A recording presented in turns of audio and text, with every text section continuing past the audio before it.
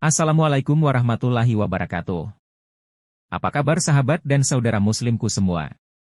Terima kasih yang selalu setia menonton kisah Islam yang nyata.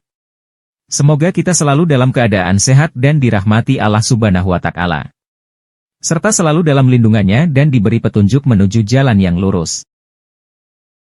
Raja Iskandar Zulkarnaen berniat mengadakan perjalanan untuk mengelilingi bumi dan Allah Subhanahu wa Ta'ala mewakilkan salah satu malaikatnya yang bernama Rofail untuk menyertainya dalam perjalanan panjang itu. Karena ditemani oleh seorang malaikat, Raja Zulkarnaen banyak mengajukan pertanyaan seputar dunia dan akhirat serta isinya. Salah satu pertanyaan adalah tentang ibadah para malaikat di langit. Wahai malaikat Rofail, ceritakanlah kepadaku tentang ibadahnya para malaikat yang ada di langit, tanya Raja Zulkarnaen. Para malaikat yang ada di langit ibadahnya ada yang berdiri tidak mengangkat kepala selama-lamanya, ada juga yang bersujud tidak mengangkat kepala selama-lamanya, ada pula yang rukuk tidak mengangkat kepala selama-lamanya, jawab malaikat Rofail. Duh, alangkah senangnya hati ini seandainya aku bisa hidup bertahun-tahun lamanya untuk beribadah kepada Allah Subhanahu wa Ta'ala, kata Raja Zulkarnaen. Wahai Raja, sesungguhnya Allah Subhanahu wa Ta'ala telah menciptakan sumber air di bumi. Namanya air kehidupan, artinya sumber air hidup. Maka barang siapa yang meminum air kehidupan seteguk, maka ia tidak akan mati sampai hari kiamat atau jika ia memohon kepada Allah Subhanahu wa Ta'ala untuk dimatikan, kata malaikat Rofail.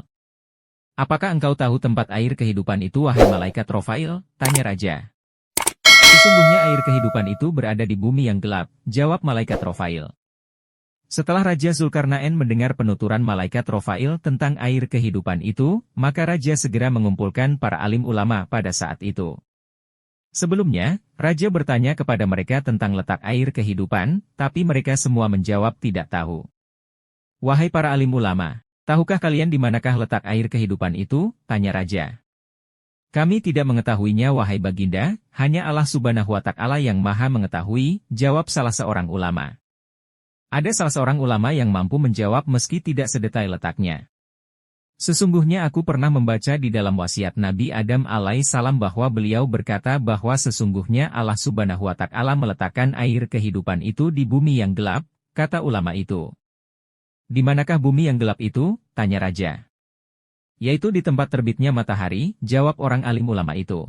Kemudian Raja Zulkarnaen menyuruh para pengawalnya untuk menyiapkan segala keperluan untuk mencari dan mendatangi tempat air kehidupan itu. Kuda apa yang sangat tajam penglihatannya di waktu gelap? Tanya Raja. Kuda betina yang masih perawan, jawab para sahabatnya.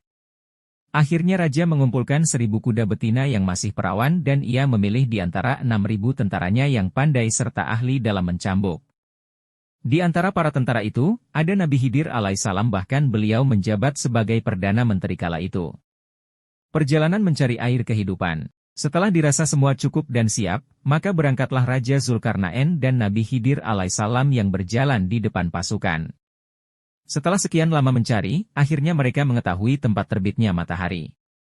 Mereka pun menuju arah terbitnya matahari tersebut.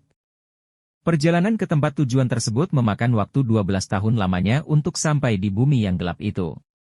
Gelapnya bukanlah seperti di waktu malam hari, melainkan gelap karena ada pancaran seperti asap. Raja Zulkarnaen sudah tak sabar lagi hendak masuk ke tempat gelap itu. Namun salah seorang cendekiawan mencegahnya. Para tentara berkata kepada Raja, wahai baginda, sesungguhnya raja-raja yang terdahulu tidak ada yang masuk ke tempat gelap ini, karena tempat yang gelap ini berbahaya. Wahai prajurit, kita harus memasukinya, tidak boleh tidak, sanggah sang raja.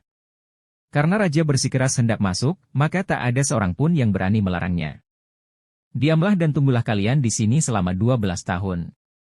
Jika aku bisa datang kepada kalian dalam masa itu, maka kedatanganku terhadap kalian termasuk baik. Dan jika aku tidak datang dalam 12 tahun, maka pulanglah kalian kembali ke negeri kalian, ujar sang raja.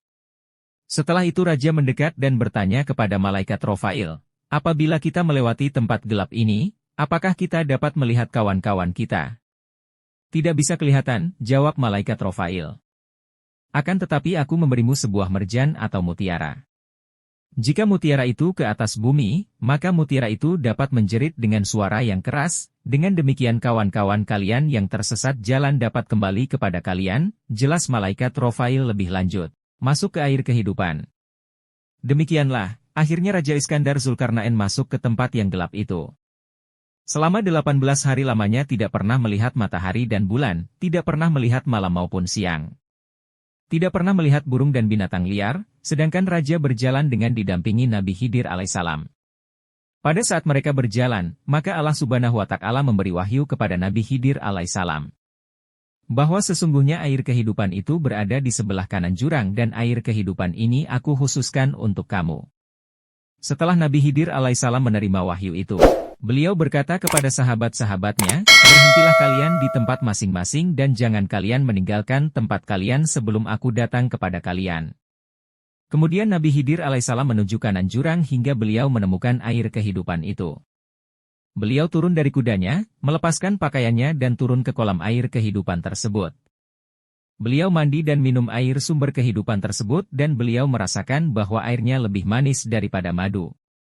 Sesudah mandi dan minum air tersebut, beliau keluar dari tempat itu kemudian menemui Raja Iskandar Zulkarnain. Raja tidak mengetahui apa yang telah terjadi atas diri Nabi Khidir alaihissalam.